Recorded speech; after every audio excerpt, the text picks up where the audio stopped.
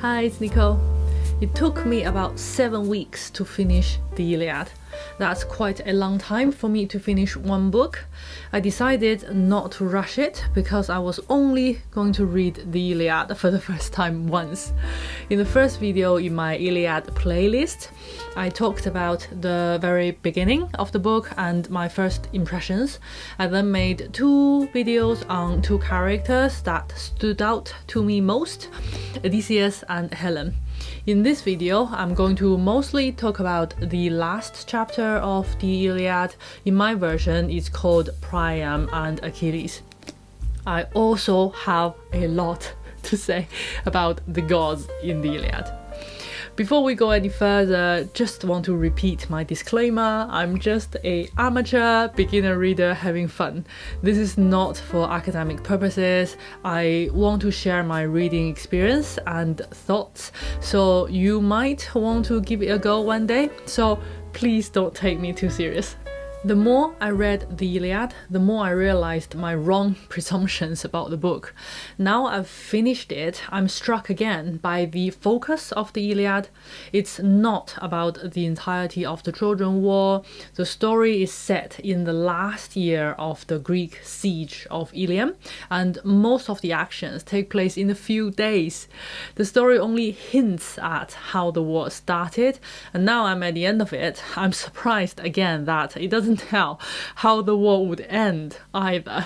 The story also refers to Achilles' impending death repeatedly. For example, the ghost of Patroclus said to Achilles, "For I have been swallowed up by the dreadful doom that must have been my lot from birth, and it is your destiny too, godlike Achilles, to perish under the rich Trojans' wars."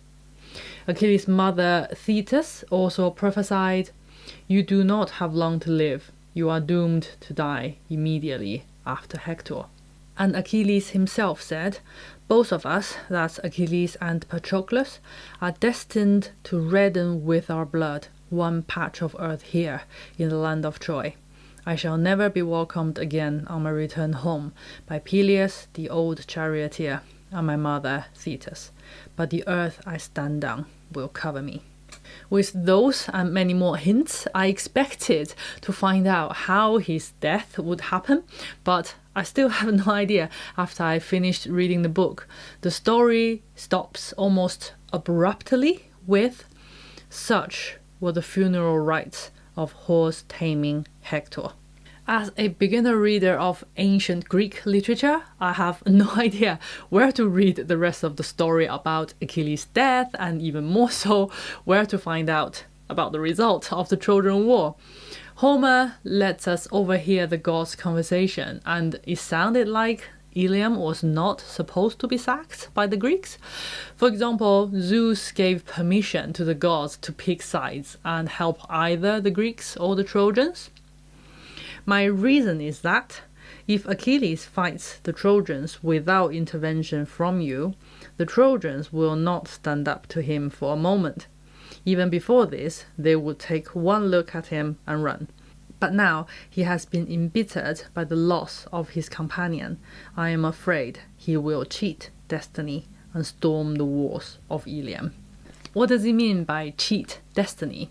If cheating destiny means storming the walls of Ilium, does it mean the destiny is that Ilium should not have been sacked? But it was sacked in the end, was it not? The stories about the famous horse and how Cassandra was taken home by Agamemnon, how did it all happen? I was also very surprised to see Cassandra pop up in the last chapter without any earlier reference. However, the biggest surprise is definitely Achilles' reception of Priam, Hector's father, the ruler of Ilium. It's one of the most human moments in the Iliad. Before this point, Achilles was consumed by grief for his friend Patroclus and turned into a bit of a monster. He wouldn't eat or drink himself and wouldn't let the man eat or drink before going back onto the battlefield either. Thankfully, Odysseus stopped him from carrying out that plan. I know this video is about Achilles, but I can't help mentioning Odysseus here again.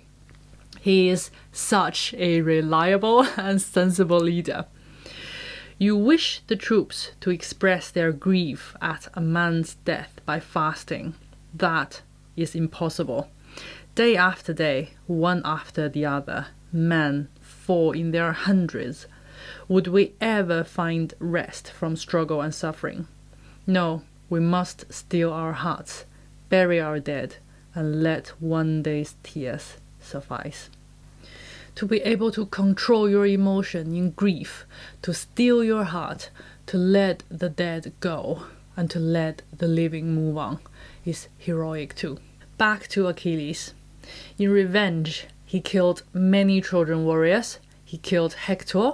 In his grief, he refused to give Hector's body back to his people and dragged it round and round Patroclus' grave mound for days.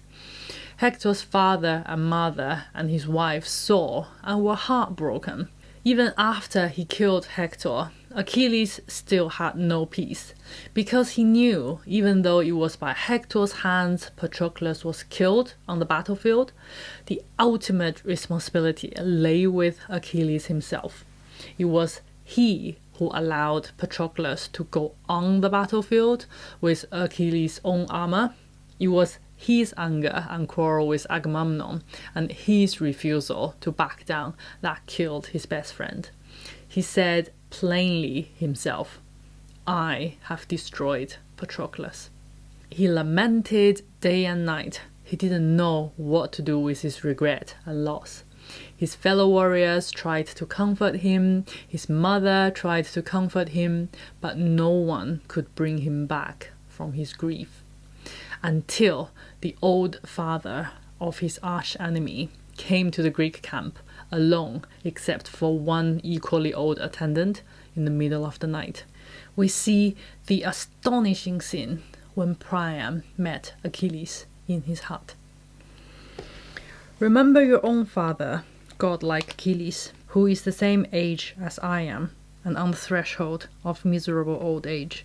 No doubt his neighbors are tormenting him, and there is nobody to protect him from the harm and damage they cause. Yet, while he knows you are still alive, he can rejoice in spirit and look forward day by day to seeing his beloved son come back from Troy. In brief, though your old father is pitiable, at least he has the hope of seeing you again. But my life has been dogged by calamity. I had the best sons in the whole of this broad realm, and now not one, I say, is left. Most of them have fallen in action, and the only one I could still count on, the mainstay of Iliad and its inhabitants. You killed him a short while ago, fighting for his native land, Hector. It is to get him back from you that I have now come to the Greek ships. Bring an immense ransom with me. Achilles, respect the gods and have pity on me, remembering your own father.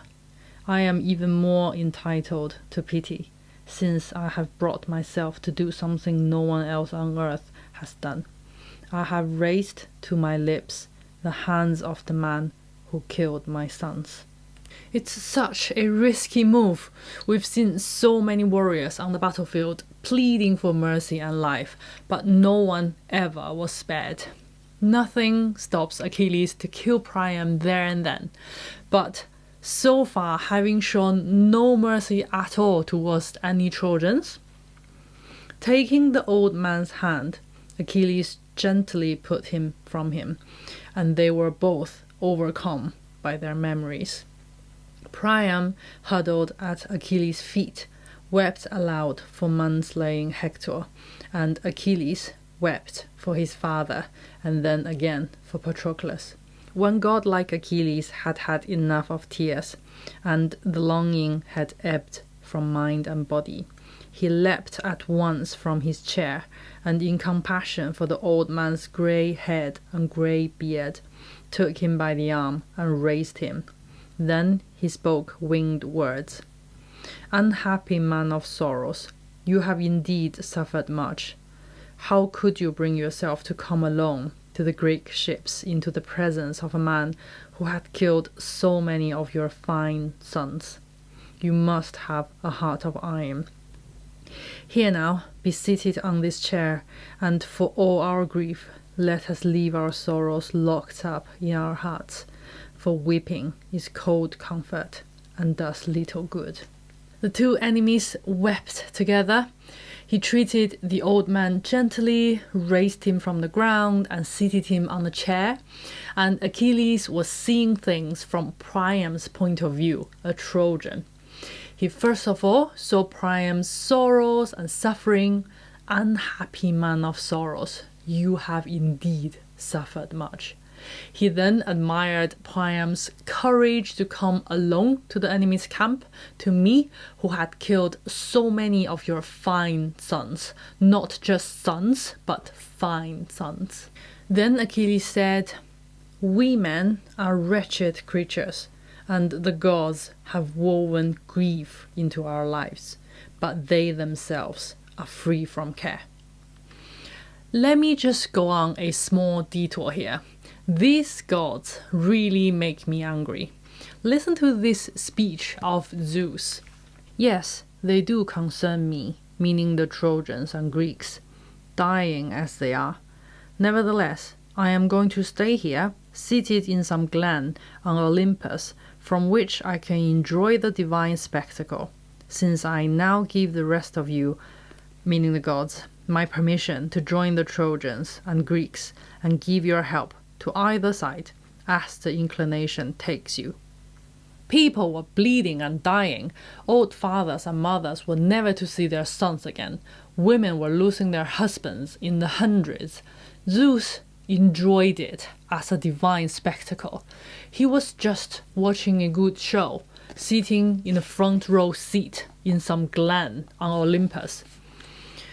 Zeus, sitting on Olympus, heard the din. He laughed to himself in delight when he saw the immortals come to grips and hold back no longer. Zeus gave the order, take a side, whichever side you feel like.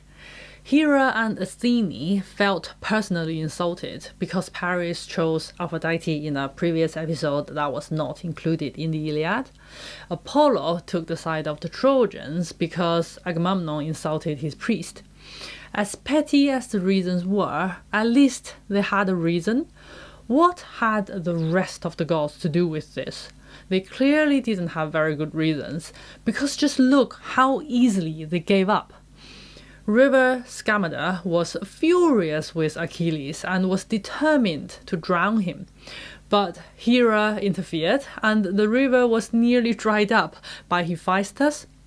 As soon as he was overpowered, he pleaded for mercy. Hephaestus, you are more than a match for any god.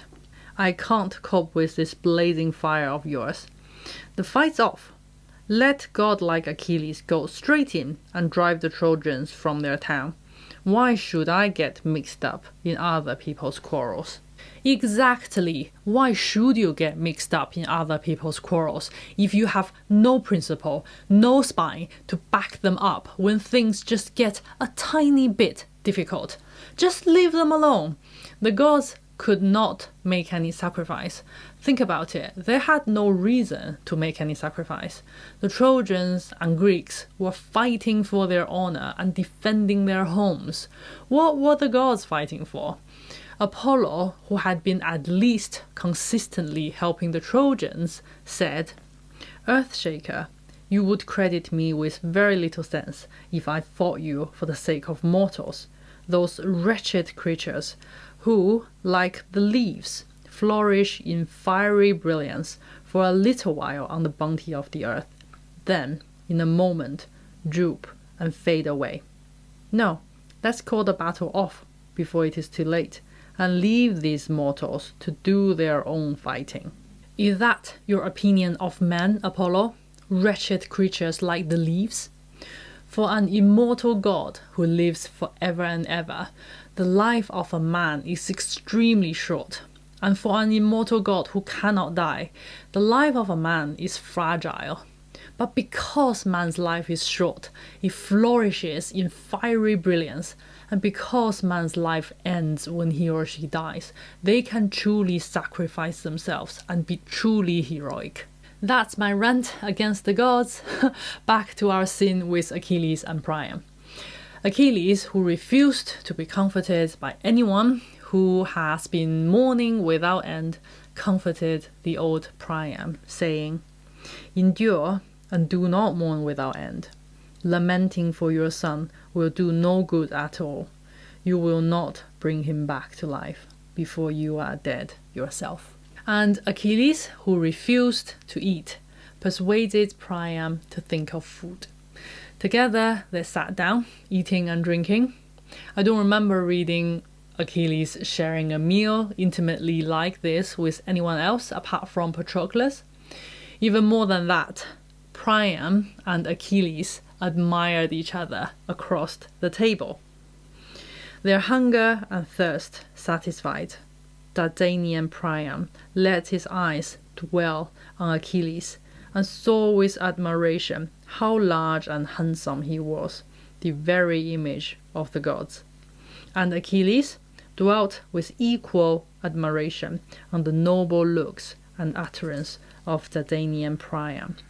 After that, Achilles showed more kindness by hiding Priam overnight so other Greek leaders won't discover and take him captive.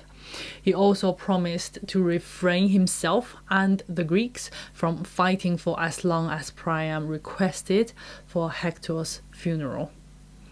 "Venerable Priam, everything shall be as you require. I will hold up the fighting for the time you have demanded." With these words, he took the old man by the wrist of his right hand to banish all fear from his heart. Achilles arranged a bed for Priam for the night before he went to sleep himself. And that's the last time we see Achilles in the Iliad. Not as a fierce, invincible, and godlike warrior covered in blood and gore, but a merciful and kind mortal man. And I like him the better for it. I leave the playlist of all my Iliad videos here, just in case you're interested. That's all for today. Thank you for watching. I will see you in my next one.